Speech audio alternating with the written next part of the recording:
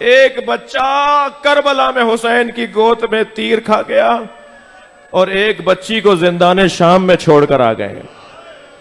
عزادارو، جلتے ہوئے خیمے سے امام سجاد کو لانا کتنا مشکل تھا۔ کوئی پوچھے امام زین العابدین سے، جناب سیدہ زینب سے، کہ کیسے اٹھا کے لائی ہیں امام سجاد کو جلتے ہوئے خیمے سے؟ علامہ ذیشان حیدر جوادی اللہ مقامہ کا جملہ ہے، وہ فرماتے ہیں جلتے ہوئے خیمے سے امام سجاد کو لانا جناب زینب کے لیے کتنا مشکل تھا، اس سے زیادہ مشکل تھا قبر سکینہ سے جناب رباب کو اٹھانا۔ بی بی کو اٹھاتی تھیں، بی بی کہتی تھی میرا مدینے میں کون ہے، میرا والی کربلا میں میری بچی اکیلی ہے۔ اور جب بی بی کو لے آئے نا باہر تو مڑ مڑ کر قبر کو دیکھ رہی تھی، اور جب محمل پر بٹھا دیا اور شام کی عورتوں نے الوداع الوداع کے نوحے بلند کیے تو محمل سے پردہ ہٹا کر کہا شام کی عورتوں مجھ پہ ایک احسان کرو گی، میری سکینہ کو اکیلا نہ چھوڑنا۔ اللہ آپ کو جناب سکینہ کی قبر کی زیارت کا شرف عطا کرے، اللہ اس بیماری کرونا سے ہم سب کو نجات عطا فرمائے۔ ہم جائیں شام اور جناب زینب کو سلام کریں، بی بی سکینہ کو سلام کریں۔ جب آپ جناب سکینہ کی قبر پہ جائیں نا تو جالی سے قبر کو ضرور دیکھیے گا۔ آج بھی شام کے دیہات کی عورتیں کھلونے لا کے ڈالتی ہیں اور ایک نوحہ پڑھتی ہیں تمہاری ماں سے وعدہ کیا تھا۔ نسل آبادہ نسل ان کے ہاں رواج ہے کہ جناب سکینہ کی قبر پہ جا کر ایک نوحہ پڑھتی ہیں تمہاری ماں سے وعدہ کیا تھا کہ تمہاری قبر پہ آتے رہیں گے۔ اجرکم اللہ۔ مجلس ہو گئی عزادارو، مگر میرا دل کر رہا ہے کہ ایک مثال اور لے لیجئے۔ بڑا جگر تھا اس بی بی کا، جناب رباب جیسی ماں شاید ہی کسی نے دیکھی ہو۔ کائنات میں ماؤں کے لیے بڑی مثال ہے جناب رباب کی۔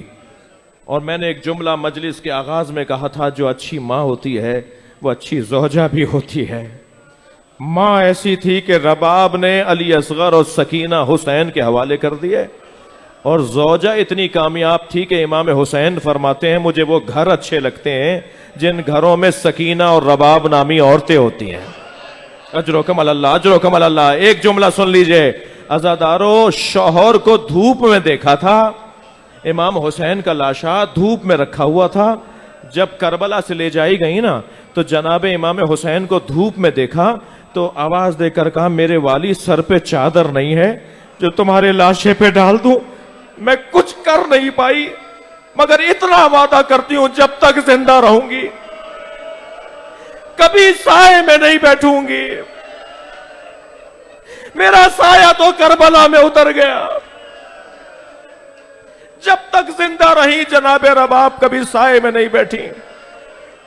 ابو حمزہ صومالی کہتے ہیں کہ میں امام سجاد سے کچھ سوال کرنے آیا، کنیز نے مجھے صحن سے گزار کے حجرے میں پہنچایا۔ میں نے بہت دیر تک امام سے سوال کیے اور جب واپس جانے لگا تو وہی منظر دیکھا کہ جب میں آ رہا تھا تو ایک بی بی تھی جو برقع پہنے دھوپ میں بیٹھی تھی۔ ابو حمزہ کہتے ہیں جب بہت دیر بعد میں واپس گیا تو دھوپ وہاں ختم ہو گئی تھی، دھوپ بڑھ گئی تھی کہیں اور، وہاں سایہ آ گیا تھا تو وہ بی بی وہاں سے اٹھ کر دھوپ میں جا کے بیٹھ گئی۔ تو ابو حمزہ کہتے ہیں میں کھڑا ہو گیا تو امام سجاد کی عقب سے آواز آئی، پیچھے امام مجھے دیکھ رہے تھے کہ میں کھڑا ہوا ہوں تو مجھے آواز دے کر کہا ابو حمزہ کیوں کھڑے ہو؟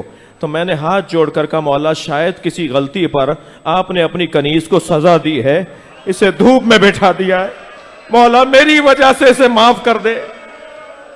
امام کی آنکھوں میں آنسو آ گئے، میری ماں رباب ہے، میرے بابا سے وعدہ کر کے آئی ہے جب تک زندہ رہوں گی سائے میں نہیں بیٹھوں گی۔ الا لعنت اللہ علی قوم الظالمین۔